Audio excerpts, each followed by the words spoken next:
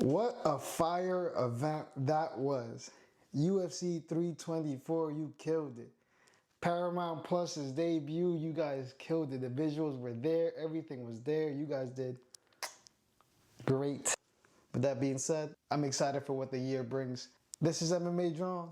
You can call me G. Let's start the show. Now, first things first, just want to show you guys my record. We almost did it.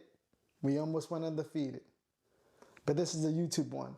I did make an official picks after the weigh-ins where I did pick flip Alex Perez and Charles Johnson because Alex Perez showed up 3 pounds overweight and kind of looked dead. That low-key scared me. And here we are. We took another L with that one. Officially making us 9-2, but you guys got to see the 10-1. Follow our social media platforms. You'll see all that. Let's go over some fights for the UFC 324 before we get into UFC 325. We got Ty Miller. You look great. Your boxing skills are showing again. And I told you guys, he had no chance. Adam Fugit had no chance. Get him out of here. Cameron Smothering, unfortunately, if you haven't seen it or if you haven't heard, he passed out after making weight, which was tragic. I hope everything's okay and I hope to see you soon. Josh Hokett. From this performance, spanking him, flipping him off, to his interview, you got the knockout victory by simply doing that and walking off. Alex Hernandez versus Michael Johnson, fight under investigation. What the going on, dog? Another one. Alex Perez versus Charles Johnson recap. As I said earlier, I picked flipped. I had Alex Perez for you guys and we were correct. But after seeing the weigh-ins, I'll be honest, he looked like crap, so I was like, okay, I think I'm leaning Charles Johnson here. But unfortunately, I should have stayed with my gut. I should have kept Alex Perez as he did. He came in and knocked out Charles Johnson. That was crazy. Did not expect that one, I'll be honest. Modestas Bukauskas, as for you, man, you barely made any adjustments throughout the fight. I don't know what was that. You need to make some improvements. Ataba Gatier, good win, nonetheless.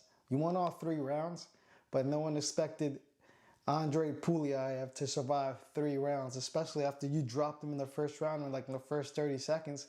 But my problem with you, honestly, is you decided not to follow up. You looked too conservative, too passive with your strikes, and that's what led to a decision victory. But I get it.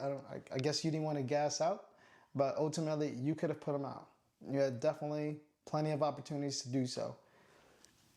Umar Nurmagomedov, 30-27. Good decision as always. Gene Silva, you didn't have to surf on him, but good win nonetheless. At the beginning, you looked kind of passive. You were holding off a little bit. But no, you went in there and you improved as the fight went on. So shout out to you. Natalia Silva. That was a solid performance from the both of you. I'm not going to lie. I expected a split performance, but hey, 29-28.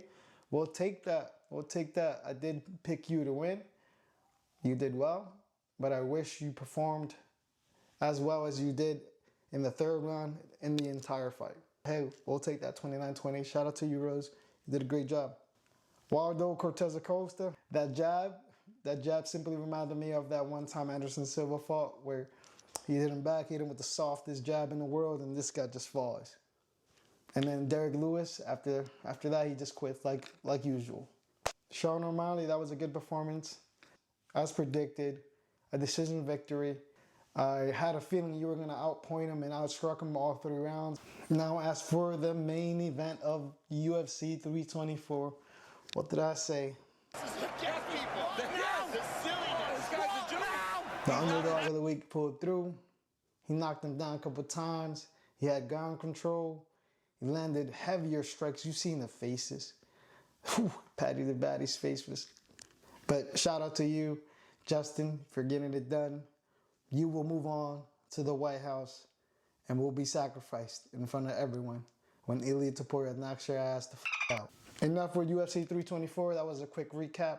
It was epic. And then now we head to Australia for UFC 325. First fight up, we got Aaron Tao versus Namzray Batbayer. Now for this fight, I'm not gonna lie to you guys, this is a road to UFC fight. So with that being said, these guys are not even UFC fighters yet. They're fighting to get a contract to the UFC. This should be an interesting fight. We'll start off breaking down with Aaron Toll. Strong striker, strong output, very technical. I like this guy a lot. I do think he has a solid chance here of winning. He's going against Bat Bear. Well-rounded though, mixes up striking, takedowns, grappling, and all that above. The only issue I have with Bat Bear is that he's a little sloppy up sometimes. He just throws to throw versus Aaron Toll. He's a little bit more technical, more patient when it comes to the striking department, but he lacks the grappling that Bat Bear does, but Bat Bear has. And with that being said, let's make these picks kind of quickly. I'm actually going to go with Aaron Toll in a decision and earn that contract. Next fight up, we got Sulang Rambo versus Lawrence Liu. And again, I'm going to keep it quick. I like Sulang Rambo here to win by decision. He has shown just to be quicker and to me, just a simple better striker. Lawrence Liu, when you look at his tape, he just looks stiff. He's going to just stand there, barely throw. He'll throw here and there, but I don't think that's going to be enough. When you decide to throw, I don't even think Sulang Rambo is even going to be there. He likes to hit you, move out, hit you, move around, and I think even though he is 20 years old, he has enough experience to beat Lawrence Liu and enough technical skills to do that. I'm not even going to explain the rest. Give me Sulang Rambo by decision. Next fight up, we got Kichiro Nakamura versus Sebastian Saleh. Another road to UFC fight here. I'm going to go ahead and lean Nakamura here by knockout or decision. He reminds me of a young Conor McGregor. When his fighting style, he's very exciting. Most of his wins are by knockout compared to Sebastian Saleh. Most of his wins are by decision, but keep that in mind. When you see fighters like that, you got to question the cardio of Nakamura versus the cardio of Sebastian. That could be a deciding factor in this fight, assuming Nakamura tires out in the third round. But I do think he can win all 3 rounds just by simply outpointing him and outstriking him. But I do admit Sebastian does have the more experience. He is a little older. He has been to decisions multiple times. He has won by knockout and by submissions, showing that he's a versatile opponent. I'm still going to lean Nakamura to get it done by knockout, late finish, or decision. We got the last road to UFC fight. Sang Wook Kim versus Dom Marfan. And in this fight, I'm going to go ahead and lean Dom Marfan, even though Sang Wook Kim is no joke. That guy's pretty good at grappling. I think that's exactly where he wants to take it. But to be honest, Dom Marfan is no slouch when it comes to the grappling department himself. But also, he is also no slouch when it comes to the striking department. I do think he is better at striking than Sang Wook Kim. And I also do think he is better in the grappling department as well compared to Kim. So give me Dom Marfan by decision. This is the first official fight that's not labeled a road to UFC fight. So these fights on will all be UFC fighters. Sean Offley versus Yees Ha is the next bout up. And I'm going to go ahead and take Yees Ha simply because he is the better overall fighter. He has the better overall tool set compared to Sean Offley. I think he can take him down. He can win the fight in the ground. He can win the fight in a stand-up. He can win the fight in any way this fight plays out. I do think he is better at striking, grappling, and all the above. Offley doesn't really throw much, hence why he has a low KO rate. I don't think he'll do well against Yees Ha. Also, his takedown defense is poor. I see him getting taken down, ragdolled for a couple rounds, and ultimately losing a decision, if not a submission. Next fight up, we got Jonathan Mikalev versus Oban Elliott. And with this one, I'm going to go ahead and lean Jonathan. I think he can definitely win a decision victory here. I like Oban Elliott. He is a solid fighter. But Jonathan Mikalev just looks like the better fighter. I think he's going to go ahead and outland Oban Elliott. What scares me is Oban Elliott can take him down and win some control time on the ground, maybe hurt him with some strikes on the ground, but quite frankly, the fight starts standing and it's going to be a little difficult to try to take him down. I'm going to go ahead and lean Jonathan to get the job done here. He just simply outpoints Oban Elliott and wins the decision victory. Next fight up, we got Jacob Malkoun versus Torres Finney. And ladies and gentlemen, we got a wrestling match in our hands. Now, don't get me wrong, I like Torres Finney, but Torres Finney now against another grappler, I don't think you'll be able to do exactly the same thing you've been doing to all these other guys. Just picking them up, slamming them, taking them down multiple times. Jacob Malkoun is a established UFC veteran, a wrestler himself. Just beat Andre Petroski as his last fight, which is basically the same kind of fighter or grappler.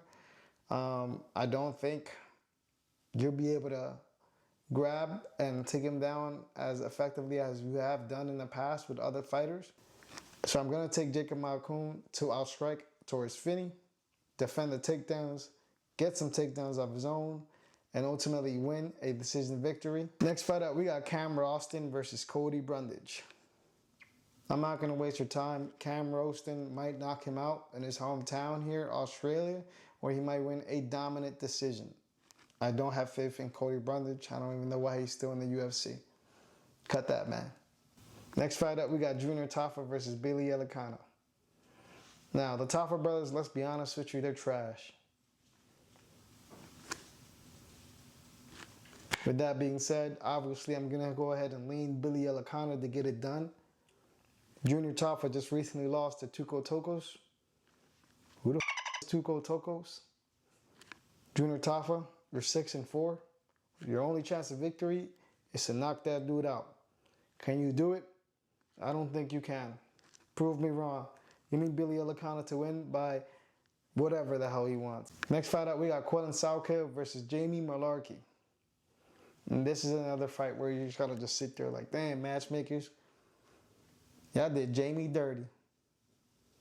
Give me Quillen Salkill to knock this guy out and continue his run. Next fight up, we got Tai Tuivasa versus Taliesin Teixeira.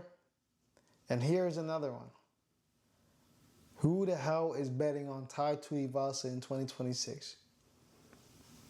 The guy hasn't won in years. Yeah, they put him in his hometown in Australia. Yeah, I want to see a Shui. But is he going to get it done? Have you seen him recently? Have you seen how he looks?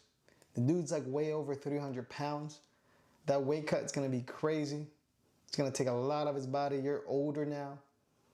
Against a young prospect in Taliesin. I know he just got his head knocked off by Derek Lewis his last time out, but I just simply cannot get behind Tai Tuivasa in 2026. Give me Taliesin Teixeira to knock his head off. Sorry, I really want to see the Shui though. Next fight up, my favorite fight of the night, Rafael Fiziev versus Mauricio Rufy. I expect this fight here to be a stand-up fight only. If Rafael Fiziev decides not to go for the ground, but if it remains a stand-up war, if it remains a stand-up fight, I'm going to have to take Rufy to win by knockout or decision. But that is the iffy one. Rafael can definitely take him down and win this fight on his own. I do think they're equally as good in the striking department, but it's just a matter of, is Rafael actually going to use his grappling game to take down Rufy where he lacks? Rufy is not the greatest when it comes to takedown defense. His takedown offense is non-existent. He's looking to keep this fight completely on the stand-up, and Rafael is good at that, but he's also good at the ground. I do think Rufy stops the takedowns. If even Rafael attempts them, the fight will remain standing for majority of the time. And I think Rufy gets it done and lands the better strikes, ultimately either winning a late round finish or a decision victory. But Rafael is no slouch. Let's see what happens. Next fight, we got Dan Hooker versus Bernard St. Denis. And in this fight, I'm going to go ahead and take BSD to win by sub or decision. Dan Hooker, your only path of victory is to keep it standing and avoid the takedowns, beat him up on the feet, and see where it takes you for all 3 rounds. But I don't think you'll be able to defend the takedowns for all 3 rounds. Give me BSD to sub you or win an easier decision. Next fight up for the main event of the evening, we got Alexander Volkanovski versus Diego Lopes, the rematch. This is part 2. The last time they fought, Alexander Volkanovski schooled this young man in the stand-up department, using beautiful counter shots to get it done. And don't get me wrong, Diego Lopes is one scary human being. We all seen what he did to Gene Silva with that spinning elbow his last time out, and that's why he is here again, earning himself a rematch against Alexander Volkanovski. But I'm gonna go ahead and lean Alexander Volkanovski to get it done again in his home city this time. He will get it done. I know he's 37 years old, if I'm not mistaken, and Diego's a younger guy, more dangerous guy, in my opinion, Diego, but I'm going to go ahead and lean Alexander Volkanovski. His IQ is still there. The guy is not washed. Let's see what adjustments Diego Lopes made, and let's enjoy this fight. But as for me, give me Alexander Volkanovski to win by decision. That is it for UFC 325. If you like what you see, please hit the like, comment, subscribe button, and we'll see you on the next video. Peace.